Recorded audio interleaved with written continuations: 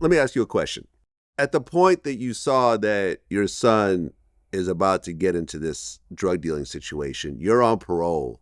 You could have said, I don't want anything to do with this. You're on your own. Mm-hmm. And you would have never went to prison. No. Right? Right. Exactly. You would not have been part of this investigation. There'd be no wiretaps. There'd be no nothing. I'm on parole. This is too hot for me. I cannot touch this. I love you.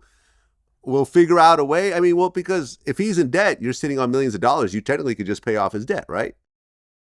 So why risk your freedom to finance a drug deal when you could just say, no, well, I'll just pay off your I'm doing debt. is financing. I'm not any part of it. Yeah, but I'm you're not still buying, part of it. I'm not selling. Yeah, but you're smart enough to know that you're still a part of it. Yeah, and I don't know there's an investigation. I figure 3-4 deals, it's over. Yeah. He's all got your money. I'm not going to finance all these kids. I'll finance my son's problem. Got it. But I'm not going to and now he's stuck with his friends. He's not going to walk away. So I come up with this ingenious, idiotic plan.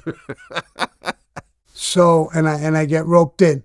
But, you know, if he told you as the investigation goes on in courts, the questions was asked by the government. Did he buy the drugs?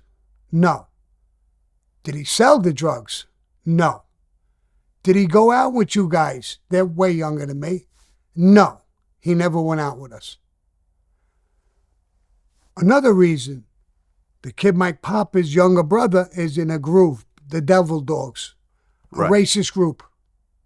Right. Banging heads with black people. Let me finish. Okay. My granddaughter's biracial. I don't want to have nothing to do with this fucking kid. I don't even want him around me. Okay.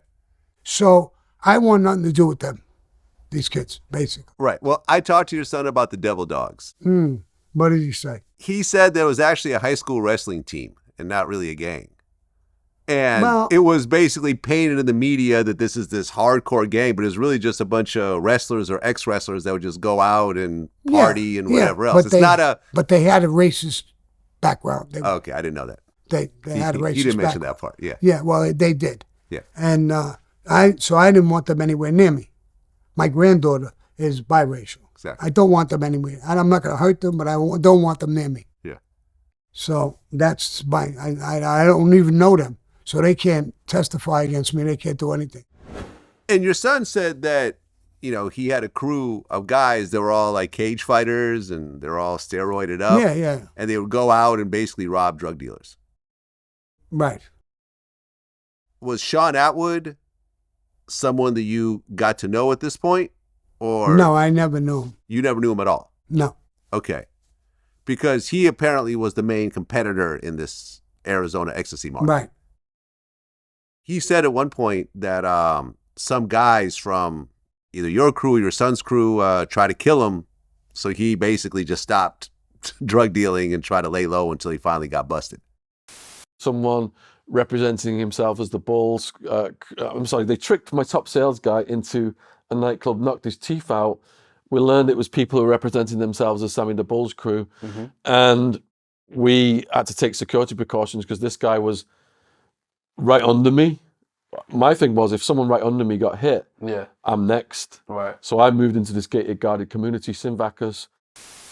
Yeah, I don't know if they tried to kill him, but they were bullying him. They were putting pressure on him. But they did that all over the place. But what really hurt me is they were using my name. So, like Sean Atwood, you know, I heard conversations with him. I talked with him later on, and he said, Sammy, it was never you, but it was them coming around. Using your name. It was Sammy the Bull's crew. I think you're sending them. I didn't send them to bother you. But he knows that, and he knows it now. And he's in an interview that I'm supposed to be shutting my mouth, but I'm not. But that he talks about it himself. Yeah, we've interviewed him before.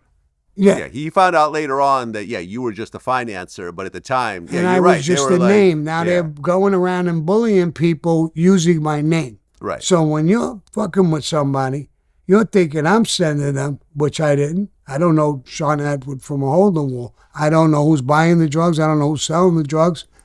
And I wouldn't get involved with it. Yeah. Was the Mexican mafia kind of in the mix as well during this time? Sure. Yeah. Sure. Did you ever have to deal with them directly or no? No. Okay. Like I told you, that one kid, he was Colombian, with Colombian mafia. I told you I lived in the neighborhood right where I got busted with all them Mexican guys. And I was close with them the whole time. Got it. And key is they never got in trouble. I never got in trouble. Yeah. Because they didn't open their mouths and talk and get in trouble. And I wasn't doing anything like that with them. They knew I had their back as far as shutting up and I don't see nothing, I'm blind. They, and they had my back doing the same thing. But that's our only relationship. Got it.